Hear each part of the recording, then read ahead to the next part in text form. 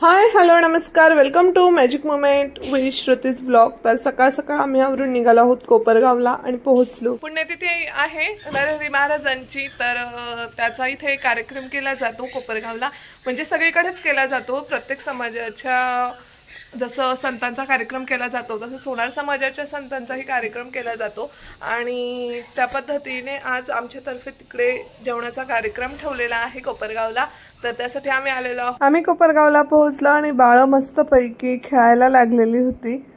त्यांना मोकळं मिळालं की मग मस्त रमतात। संत नरहरी महाराजांची पुण्यतिथी निमित्त हा कार्यक्रम ठेवण्यात आलेला होता। ह्या कार्यक्रमाचं वैशिष्ट्य खूप सुंदर आहे, ते मी तुम्हाला पुढे व्हिडिओमध्ये सांगेलच। त्यापूर्वी तुम्ही आता काय चाललंय ते ऐका। तर सकाळ सकाळ उठून तिघं सासूबाई आणि सासरे मस्तपैकी पूजा करण्यासाठी गेले, कारण बाळांमुळे आम्हाला जाणं शक्य होत नाही।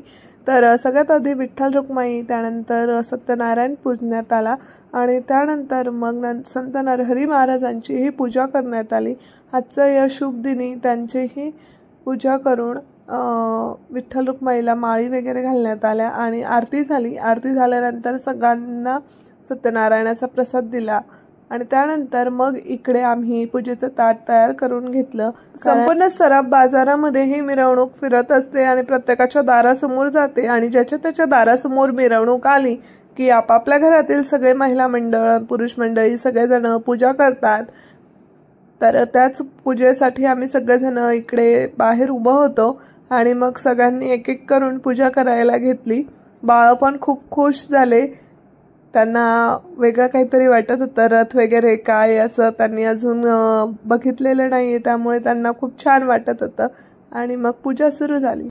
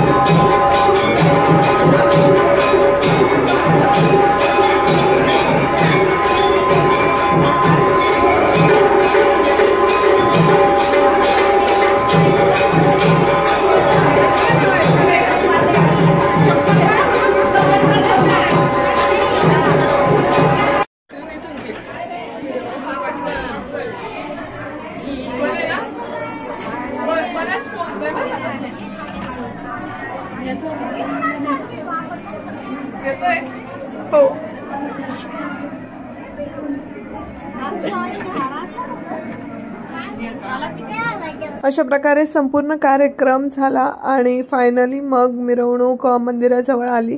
मग तिथे सगळ्या जणांनी पूजा केली आणि फोटो उतरवून आत नेण्यात आला।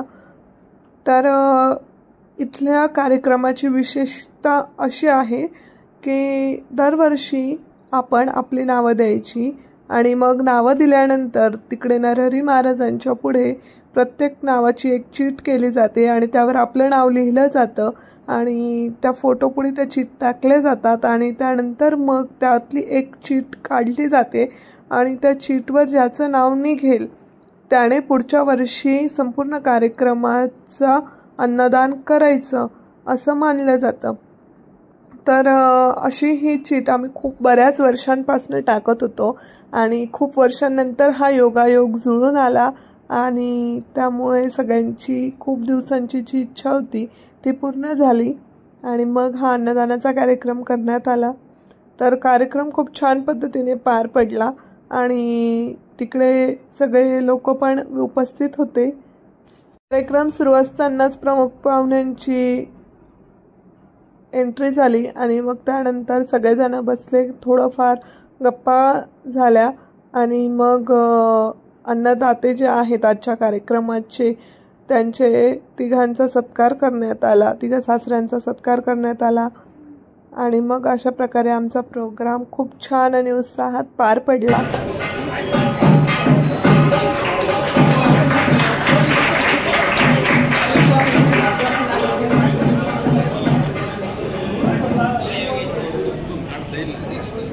दिसतंय स्पष्ट।